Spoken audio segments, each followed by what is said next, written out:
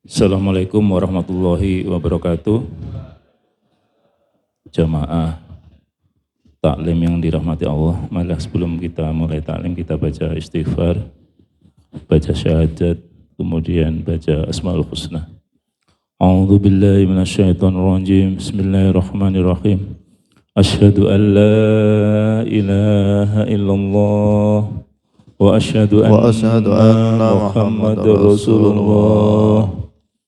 Allahumma anta rabbi la ilaha illa anta khalaqtani wa ana abduka wa ana ala ahdika wa wa'dika mastata'tu a'udzu bika min syarri ma sanatu abu'u laka bi ni'matika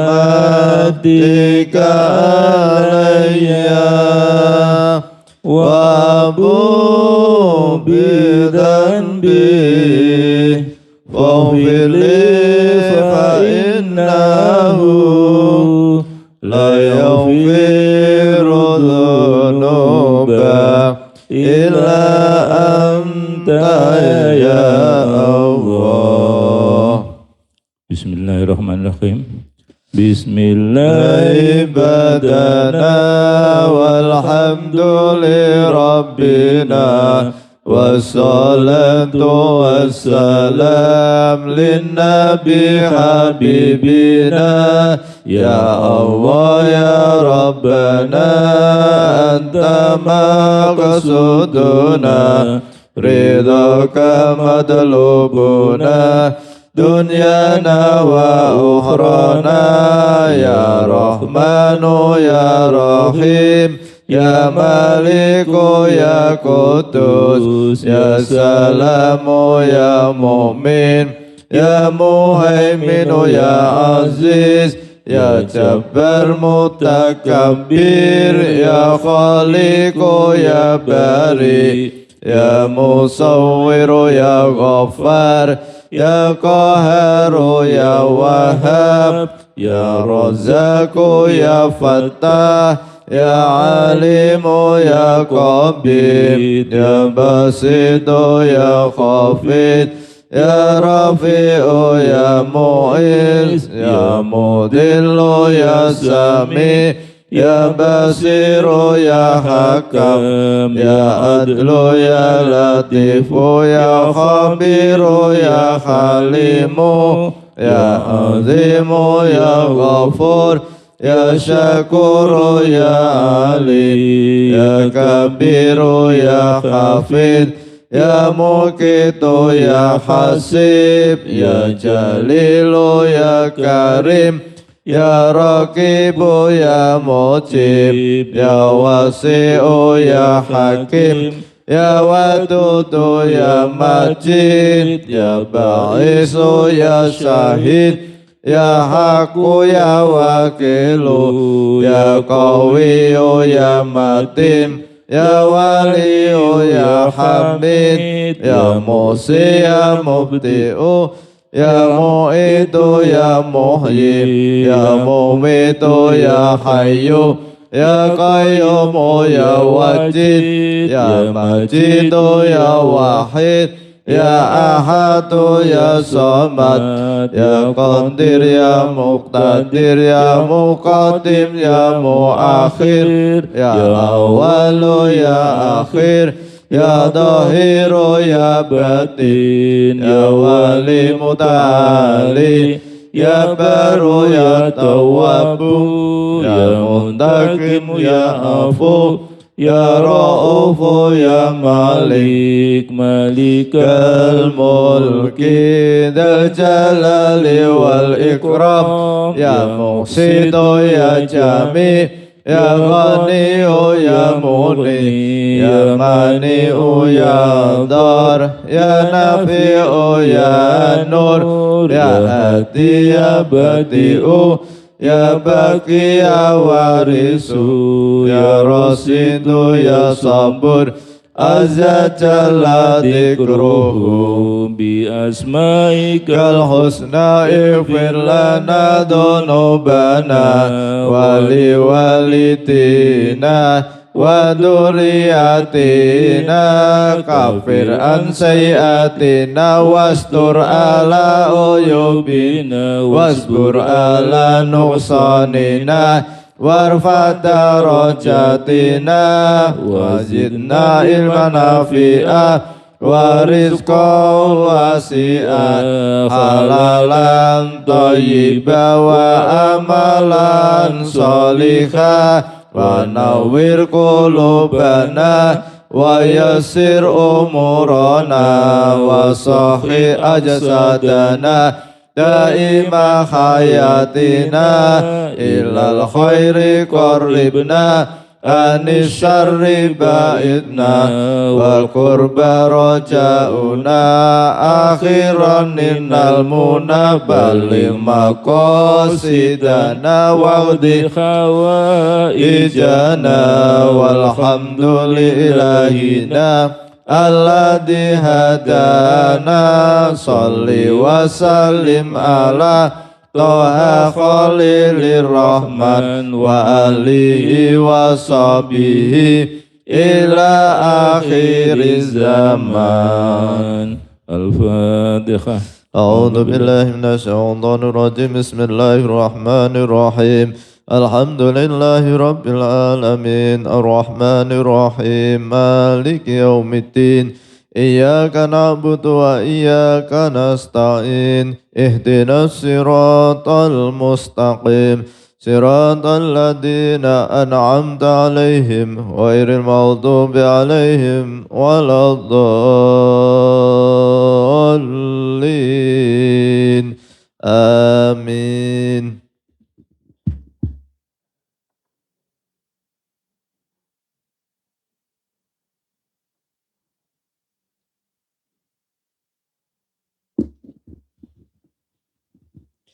Assalamualaikum warahmatullahi wabarakatuh. Bismillahirrahmanirrahim. Bapak Ibu jamaah sholat subuh Masjid Al-Hikmah Arya Mukti Pedurungan Kota Semarang yang dimuliakan oleh Allah Subhanahu wa Ta'ala. Alhamdulillahirabbil alamin, pada pagi hari ini kita tetap istiqomah mengkaji kitab karya Hujjatul Islam Imam Al-Ghazali tentang Asmaul Husna. Semoga bermanfaat fid dini wad dunya wal akhirah. Amin. Allahumma amin. Bapak Ibu yang saya hormati, pada pagi hari ini kita akan mengkaji Asmaul Husna yang ke-17, yaitu Ar-Razzaq, yang maha pemberi rezeki. Ar-Razzaq yang maha pemberi rezeki adalah Allah yang menciptakan sarana-sarana rezeki maupun mereka yang diberi rezeki dan memberikan sarana kepada makhluknya maupun menciptakan jalan-jalan untuk menikmatinya. Pemberian rezeki ada dua macam. Yang pertama, rezeki lahiriah, terdiri atas pemeliharaan dan makanan untuk kekuatan tubuh.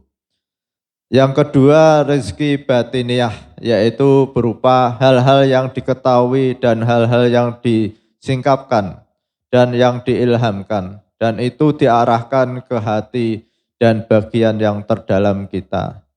Rezeki batiniah, rezeki rohani lebih tinggi dibanding dengan rezeki lahiriah, karena buahnya adalah kehidupan abadi, yaitu kehidupan di surga. Adapun buah dari pemberian rezeki lahiriah berupa kekuatan jasmani dan kesehatan, waktunya hanya sementara di dunia saja. Allah Subhanahu wa Ta'ala berfirman, A'udzu billahi minasyaitonir rajim. Bismillahirrahmanirrahim. Lahu maqalidus samawati wal ard yabsutur rizqa liman yasha wa yaqdir innahu bikulli syai'in alim.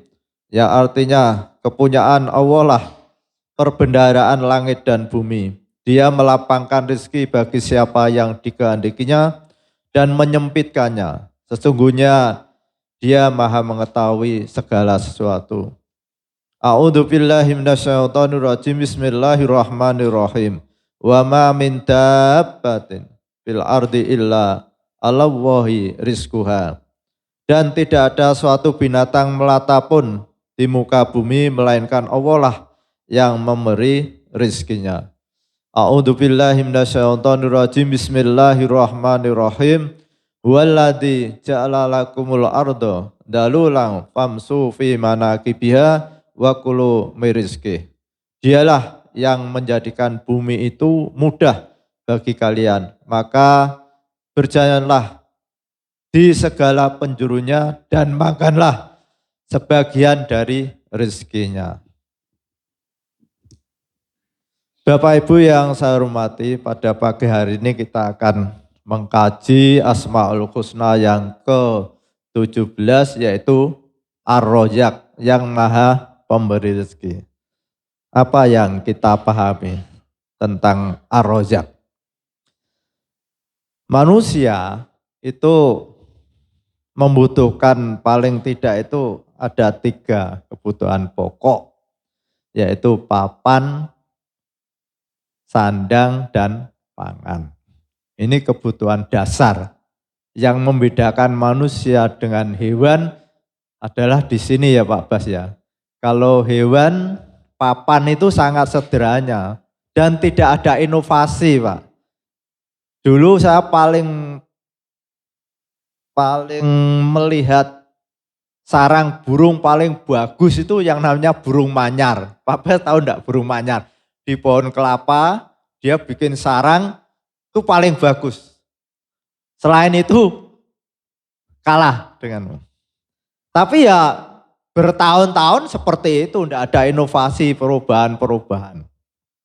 Tetapi manusia diberi akal pikiran oleh Allah Subhanahu wa Ta'ala itu ada kemampuan berinovasi dan kreatif. Sehingga rumah tahun 60 dengan rumah tahun sekarang jauh berbeda. Kalau Pak Bas tahu, saya punya rumah tahun 60 masih utuh. Sekarang masih Pak, di Jalan Walter Mongen City, satu-satunya rumah tahun 60 yang masih ada. Banyak kayu jati, bentuknya beda dengan rumah-rumah sekarang. Dan itu saya lestarikan. Bisa jadi cagar budaya. Itu sejak saya lahir sampai sekarang belum ada perubahan. Dari tiangnya, papanya, gendengnya sudah saya ganti deh gendengnya. Sebelah SMA Kutunadin itu. Nah, ini Allah yang menciptakan sarana-sarana untuk memberikan rezeki pada makhluknya. Katakanlah berkaitan dengan papan. Manusia untuk membuat rumah itu yang kita pahami paling tidak butuh batu gunung, butuh semen, butuh pasir, butuh besi, butuh gendeng dan sebagainya. Nah ini luar biasa Allah di dalam memberikan lapangan pekerjaan itu. Manusia tidak akan mampu ketika mau membangun rumah itu lalu cari batu gunung sendiri, cari pasir sendiri, cari besi sendiri, mengerjakan sendiri, tidak bisa. Harus ada orang lain yang mana orang lain itu membantu terpenuhnya suatu bangunan.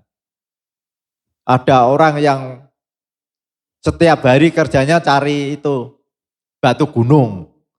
Ada yang setiap hari pekerjaannya cari pasir. Ada yang tiap hari pekerjaannya bikin rumah sebagai tukang. Nah ini. Dari papan saja ini dengan kemampuan inovasi dan kreatif, maka muncul adanya teknologi, adanya besi. Zaman dulu tidak ada besi Pak Yudawi, sekarang ada besi. Terus zaman dahulu tidak ada semen, sekarang ada semen. Zaman dahulu lantai tidak ada yang namanya keramik, granit, marmer. Tapi dengan inovasi dan kreativitas muncul adanya keramik, ada granit, ada marmer. Dari keramik, granit, marmer ini Allah menciptakan lapangan pekerjaan, adanya pabrik keramik, adanya pabrik granit. Dari pabrik keramik, dari granit dibutuhkan tukang yang ahli macang keramik, yang ahli masang granit. Ini Allah luar biasa. Lalu dengan perkembangan teknologi dulu orang menggunakan kayu, sekarang karena kayu sudah sulit muncul namanya baja ringan.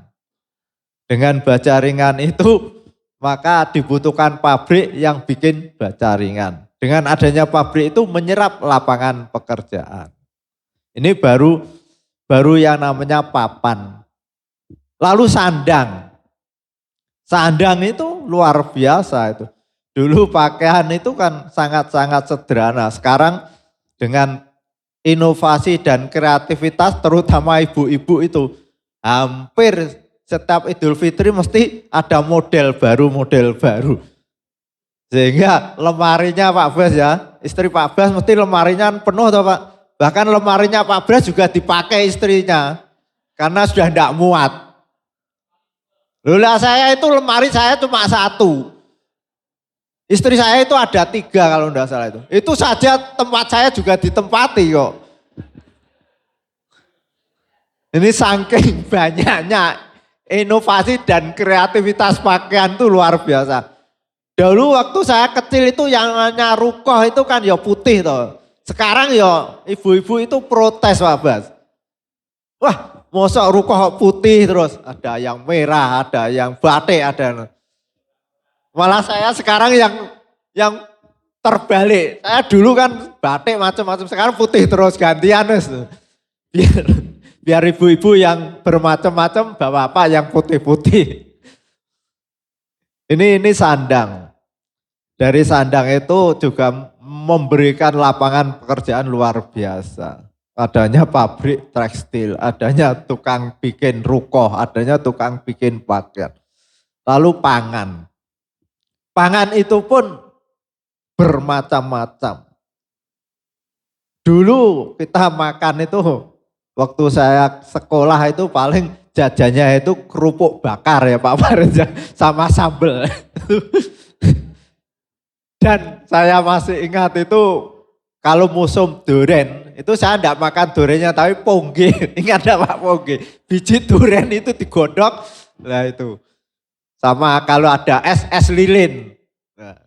Tapi sekarang anak-anak kita, wah luar biasa macam-macam dengan inovasi dan kreativitas. Itu yang namanya ciki itu ribuan macam Pak Bas itu. Belum lagi minuman, ada minuman es kopi, ada minuman teh, ada wah. Mari Mas. Lalu apalagi itu nutrisari dan sebagainya. Nah itu juga perkembangan teknologi sehingga lapangan pekerjaan itu bertambah manusia, tambah membutuhkan lapangan pekerjaan. Sehingga Allah menciptakan sarana-sarana. Bapak Ibu yang saya hormati, rezeki menurut Imam Al-Ghazali itu ada 2. Rezeki yang bersifat lahiriah dan bersifat batiniyah. Rezeki yang bersifat lahiriah ini adalah pemenuhan kebutuhan-kebutuhan yang bisa kita nikmati pada saat kita hidup di dunia ini. Rumah mewah itu pun hanya sebatas ketika masih hidup. Mobil mewah itu pun sebatas ketika kita masih hidupnya. Makan enak, minum segar ketika kita masih hidup di dunia. Tapi setelah kita meninggal semuanya itu sudah ya Pak Bas ya, mobil Pajero. Ketika orang itu meninggal kan enggak dibawa ke kubur. Udah ditinggal. Rumah yang sampai lantai berapalah. Kalau orang kaya itu kan rumahnya besar-besar. Itu pun setelah dia meninggal, dia ditinggal. Kekayaan sebanyak apapun, kalau orang itu sudah meninggal, sudah tidak ada gunanya. Nah, ada rezeki yang namanya batiniyah, rezeki rohani. Rezeki rohani ini amal perbuatan kita, yaitu iman dan amal soleh. Inilah rezeki rohani kita. Dan ini yang akan kekal abadi, kita nikmati selama-lamanya besok di surga. Maka jangan sampai kita hanya mengejar rezeki lahir, melupakan rezeki batin, rezeki rohani, yang mestinya kita harus mengejar juga rezeki rohani. Karena rezeki rohani ini yang akan kita nikmati secara kekal abadi. Tidak ada akhirnya. Rezeki rohani itu apa? Yaitu pemberian Allah berupa ilmu dan amal soleh. Iman, ilmu, amal soleh, itulah rezeki rohani yang Allah berikan pada kita. Kita beriman pada Allah Subhanahu wa Ta'ala, ini merupakan rezeki rohani yang Allah berikan pada kita. Lalu kita punya ilmu melaksanakan sholat, ilmu melaksanakan puasa, ilmu untuk berinteraksi dengan orang lain dengan cara yang akhlakul karimah, itu adalah rezeki rohani yang Allah berikan pada kita. Dan kita mengamalkan ilmu yang kita peroleh dari ilmu agama, itu adalah rezeki rohani kita. Dan ini adalah rezeki yang abadi, yang tidak ada akhirnya. Maka di dalam Al-Quran, Allah melapangkan rezeki dan menyempitkan rezeki. Kita tahu di dunia ini tidak semuanya itu kaya, ada yang miskin. Allah yang melapangkan rezeki bagi orang yang kaya. Allah menyempitkan rezeki bagi orang yang miskin. Begitu juga rezeki rohani. Rezeki rohani ini ada yang jadi ulama, ada orang yang jadi orang awam. Para ulama itulah adalah orang-orang kaya yang besok di akhirat. Karena surganya itu beda Pak Bas. Surganya ulama-ulama dengan orang-orang awam itu beda. Begitu juga seperti di dunia ini, orang-orang konglomerat dengan kita kan beda. Nah, ulama-ulama itu konglomerat akhirat. Karena amalnya yang banyak dan ilmunya yang banyak. Sehingga para ulama itu bisa memberikan ilmu pada kita, bisa menuntun pada kita. Tidak bedanya para konglomerat juga bisa memberikan lapangan pekerjaan pada orang-orang yang membutuhkan. Jadi antara konglomerat dunia dengan konglomerat akhirat itu sama-sama kaya. Kalau konglomerat dunia itu punya perusahaan-perusahaan, konglomerat akhirat punya pondok pesantren, punya jamaah, dan punya umat. Lalu apakah konglomerat dunia itu tidak bisa memberikan manfaat pada akhirat? Bisa. Karena di dalam hadis, Allah itu menjadikan hambanya sebagai perantara untuk memperoleh rezeki. Dari perantara itu bisa untuk amal akhirat. Katakanlah Pak Farid ini punya perusahaan. Di perusahaan itu punya karyawan. Nah, karyawannya itu punya istri, punya anak. Dia membutuhkan makan. Dia ketika sholat juga butuh makan biar sehat. Nah, dari tangan Pak Farid ini orang-orang itu bisa memperoleh rezeki. Kalau Pak Farid meniatkan ketika mendirikan perusahaan itu dalam rangka membantu orang lain dapat pahala Pak. Nah itu kalau Pak Farid punya karyawan 1000, setiap 1000 orang itu punya anak satu, setiap anak satu itu mondok di pondok pesantren dan menghafal Al-Quran, Pak Farid dapat pahala itu. Maka bagi kita dianjurkan untuk bisa punya satu perusahaan dan perusahaan itu bisa membantu orang lain. Al-Fatihah. A'udzu billahi minasyaitonir rajim. Bismillahirrahmanirrahim. Alhamdulillahirabbil alamin arrahmanir rahim maliki yaumiddin. Iyyaka na'budu wa iyyaka nasta'in. Ihdinas siratal mustaqim.